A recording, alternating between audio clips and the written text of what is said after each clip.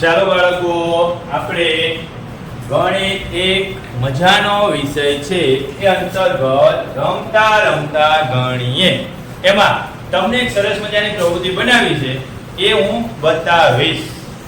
ચાલો બાળકો, આવી જાઓ. બધા મારા આજુબાજુ ગોઠવાઈ જાઓ. ચલો ઊભા રહી જાઓ. આજુબાજુ આ બેન્ચીસ ની આજુબાજુ રહી જાઓ, ઊભા રહી જાઓ. ચલો, આપણે એક સરસ મજાનું યંત્ર બનાવ્યું છે તમારા માટે. સંખ્યા પરિચય જ્યારે ભણતા હોય ત્યારે આપણને સ્થાન કિંમત આવડવી જોઈએ, બરોબર ને? સમાપ્તિ બેન કેમ ભાગી જાય? કરંટ રાખે તો જો આ એક યંત્ર બનાવ્યું છે. એ યંત્ર ઉપરથી તમે ઘણી બધી સંખ્યાઓ આપણે લખી અને વાંચી શકીશું. તો કેવી રીતે લખી શકીશું, કેવી રીતે વાંચી શકીશું?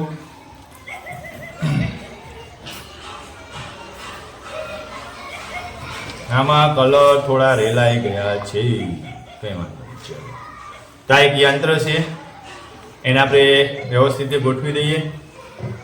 સંખ્યા પરિચયમાં સ્થાન કિંમતનો યંત્ર. ચલો, તો આ એક એમાં બંને પ્રકારની સંખ્યાઓ આપણે શીખી શકીશું.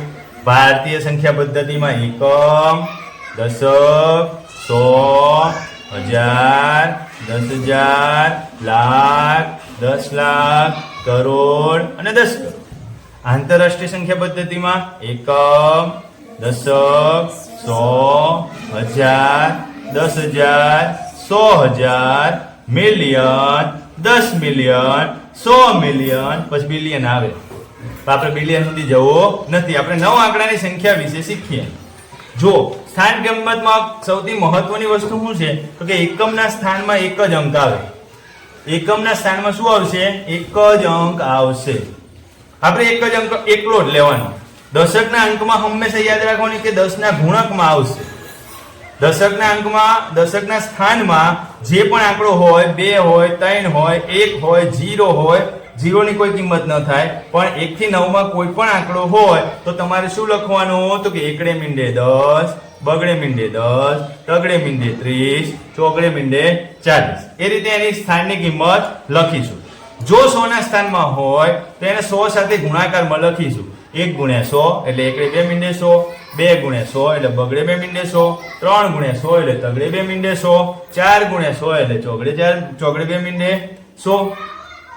એવી જ રીતે 1000 ના સ્થાનમાં 3 મીંડા સાથેની કિંમત લખવાની, 10,000 ના સ્થાનમાં 4 મીંડા સાથે, લાખના સ્થાનમાં 5 મીંડા સાથે, 10 લાખના સ્થાનમાં 6 મીંડા સાથે, કરોડના સ્થાનમાં 7 મીંડા સાથે, 10 કરોડના સ્થાનમાં 8 મીંડા સાથેની સંખ્યાઓ લખવાની છે. તો આની મદદથી શું ખબર પડે? ખબર છે કે તમને કોઈ આવી સંખ્યા આપી હોય, ધારો મેં આવી કોઈ સંખ્યા સિલેક્ટ કરી લીધી. ચાલો,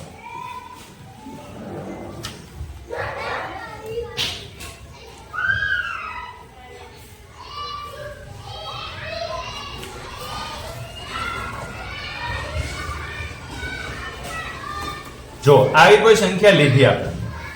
આ સંખ્યા મેં ઉપરના આંકડા જોવાના, 3, 4, 5, 6, 1, 3, 8, 9 અને 5 આ આંકડા જોવાના. તમને મેં અલ્પવિરામ મુક્ત શીખવાડેલું જ છે. તો કે આ એક અલ્પવિરામ 3 આંકડા પછી, પછી 5મો, 4થો, 5મા આંકડા પછી, 6થો, 7મા આંકડા પછી, એમ રીતે. હવે આ બે જોડા લખવાના, કરોડ અને 10 કરોડ, લાખ ને 10 લાખ, હજાર ને 10,000, 100 અને એકમ ને દશક, આ બંને જોડે બોલવાના છે. હવે કેટલા બોલીશું? 34 કરોડ, 30 ને 4 34 કરોડ, 50 ને 6 56 લાખ. કેટલા થયા? 10 ને 3 13,895. કોઈ પણ પ્રકારની મોટા મોટી સંખ્યા હોય, તમને ક્યારેક નાની સંખ્યા આપી દે, તમને ક્યારેક શું કરે? નાની સંખ્યા આપી દે છે. તો આપણે હટાવી લઈએ છીએ આને અને તમને હું 4 કે 5 અંકની નાની સંખ્યા બતાવી દઉં. તમને એમ કે ચલો ભાઈ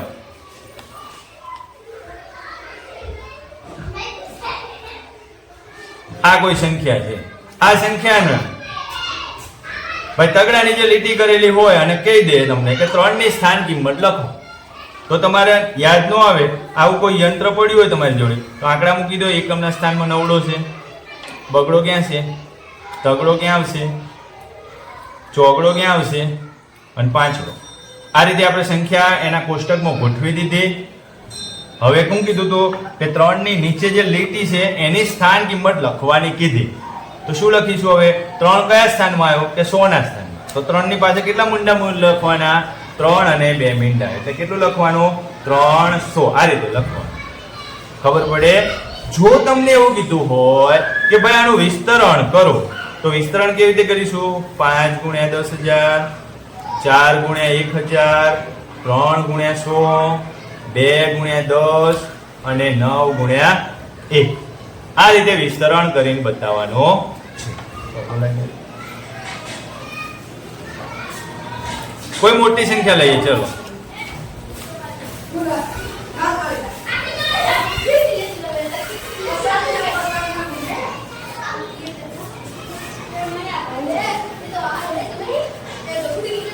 આપણે કોઈ મોટી સંખ્યા લઈએ. હવે જો આવી મોટી સંખ્યા આપી છે, આને કેમ વાંચીશું?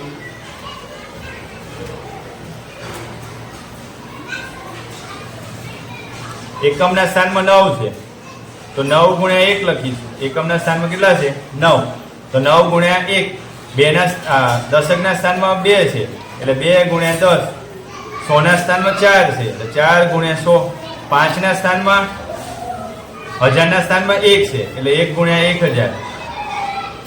10,000 ના સ્થાનમાં 5 છે, એટલે 5 ગુણ્યા 10,000. લાખના સ્થાનમાં 0 એટલે કંઈ નહીં લખવાનું. 10 લાખના સ્થાનમાં 6 છે, એટલે 6 ગુણ્યા 10 લાખ. 7 ક્યાં છે? કરોડના સ્થાનમાં. 8 ક્યાં છે? 10 કરોડના સ્થાનમાં. તો જે પણ સ્થાનમાં હોય એટલા મીંડા સાથેના એકડા સાથે ગુણાકાર કરી વિસ્તરણમાં લખવાનું. શેમાં લખવાનું? વિસ્તરણ. વિસ્તારમાં શું કરવાનું? તો કે વિસ્તાર એનો પોતાનો બતાવી દેવાનો. કયો? તો કે આંકડો ક્યાં છે? તો કે 8 કરોડમાં. ક્યાં છે? 8 કરોડમાં. બરોબર. સાંકડો ક્યાં છે? એનાથી 1 મીંડો ઓછું. છગડો ક્યાં છે? આ રીતે એનો વિસ્તાર બતાવવાનો છે. 0 નું કઈ નહીં લેવાનું. પછી પાંચડો ક્યાં છે? 4 મીંડા જોડે. એકડો ક્યાં છે? 3 મીંડા જોડે. ચોકડો 2 મીંડા જોડે. બગડો 1 મીંડા. નવડો જોડે કઈ નથી. તો આ રીતે વિસ્તાર લખીને એનો સરવાળો બતાવવાનો થશે. તમારે શું બતાવવાનું થશે? સરવાળો બતાવવાનો થશે. આ યંત્રનો આપણે આ રીતે ઉપયોગ કરીશું. મોટી સંખ્યાઓમાં, નાની સંખ્યાઓમાં, એક સંખ્યા, બે સંખ્યા એમ ઘણી રીતે ઉપયોગ કરીશું.